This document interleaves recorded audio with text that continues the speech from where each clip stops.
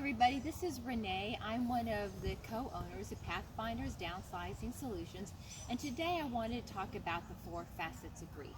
It's actually referenced from a book from Ruth E, who I had found her book on Amazon, great reference, but she talks about how you can take a rough stone and do a little bit of fine tuning and grinding, and each time you look at a little different aspect of grief, you can provide a different facet to make it a little bit prettier and a little bit better. So I'm going to talk about the first facet of grief, which is accepting. And she has 4 different ones. It's accepting, adapting, mean-making, or clenching. But again, we're going to start with accepting. And basically, it's kind of the unfortunate truth that you kind of have to accept the unacceptable. You don't want to believe that now somebody you love isn't here anymore, right by you or a phone call away. And you kind of have to recognize that it's actually true.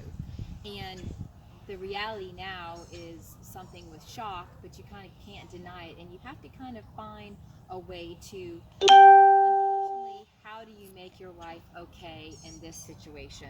And it doesn't mean that you like it, it doesn't mean that you approve of it, but it does mean that you got to kind of look at it in a manner of how can you make this experience somewhat okay with the context that you're working in. The other thing is that you're going to have to talk about your evolving perspective. Gosh knows the first or maybe second week you're just trying to make, final arrangements, trying to do all these things because people are asking all these questions, but you do kind of have to wrap yourself around the fact that this is the new lifestyle, the new you. If it's somebody really close or maybe somebody who wasn't as close but now they're not here anymore.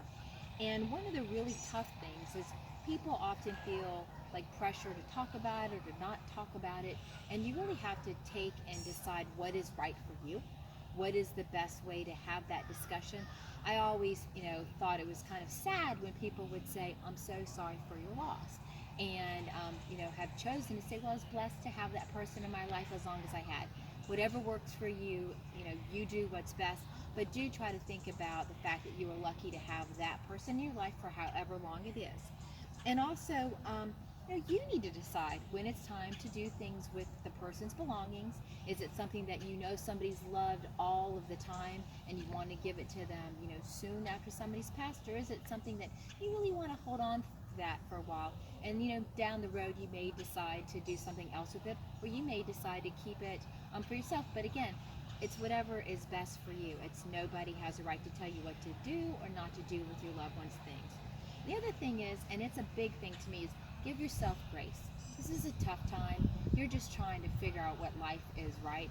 So just slow down a second. If you're not ready to answer a question, you're not ready to tackle a problem, just stop and wait. You can go back to it in 10 minutes. Go get yourself a cup of coffee, a cup of tea, even a cup of bourbon. But just stop for a second and allow yourself to be able to, really just kind of find out what right looks like. And, you have a right to tell your story any way you want.